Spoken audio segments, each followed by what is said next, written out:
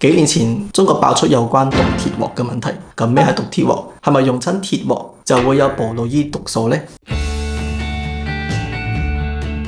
Hello， 大家好，歡迎嚟到我嘅 channel。當我收集關於生鐵同熟鐵鑊嘅資料嚟做之前嗰個影片嘅時候呢，發現一啲熟鐵鑊係用來自化工廠回收廢鐵桶製造嘅。呢啲鐵材中含有鉻、鉛、砷等嘅重金屬同埋化學物質殘留。發現咗幾年前喺中國有關毒鐵鑊嘅問題，因為做熟鐵鑊工藝簡單，小作坊都可以做得到。一旦買咗有害物質超標嘅毒鐵鑊，做出嚟嘅飯菜會直接危害我哋嘅飲食健康。呢一個其實唔係淨係中國大陸出現嘅問題。最近喺2024年，一個法國品牌嘅熟鐵鑊因為被發現到會釋放重金屬而被召回。咁你屋企用嘅鐵鑊安全嗎？我哋點樣要避免呢啲毒鐵鑊呢？其實其中一個方法就係選擇生鐵鑊。由於呢種回收鐵嘅碳含量並唔高，佢哋一般淨係可以用嚟做熟鐵鑊。低碳含量嘅鐵呢係做唔到生鐵鑊嘅。生鐵鑊需要高碳含量嘅鐵，所以一般係用原生鐵礦。生鐵鑊同熟鐵鑊嘅分別，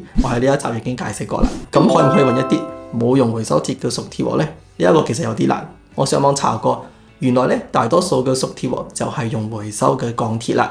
有啲品牌就用呢一個做佢嘅賣點，話佢哋嘅鑊係 eco-friendly， 係用回收嘅鐵嚟做嘅，低 carbon footprint 等等。由於生鐵鑊嘅壞處係好重同埋傳熱得唔夠快，好多人仲係中意用比較輕便嘅熟鐵鑊。咁我哋要點樣避免買到毒鐵鑊呢？呢一個我有兩個建議。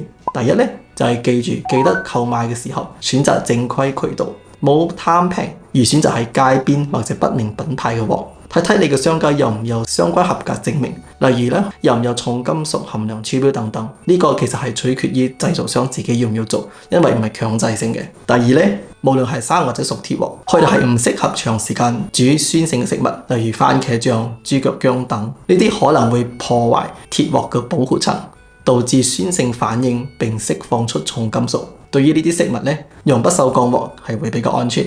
嗰個法國品牌嘅熟鐵鑊被召回嘅原因係其中一個測試係滾酸性嘅液體喺鑊入邊2個鐘，就令到重金屬含量超標啦。總結一下，毒鐵鑊問題主要出現喺一啲熟鐵鑊中，尤其係當使用來自不明來源嘅回收鋼鐵。購買熟鐵鑊嘅時候，一定要選擇信譽好嘅買家，同埋養好你個鑊，咁我就可以用得安全啲。想知道多啲生鐵同熟鐵鑊嘅區別，佢哋嘅優點同埋缺點，你可以睇下呢個 video。如果你覺得呢個影片對你有幫助，俾個 like、訂閱同分享出去。我哋下次見啦，拜拜。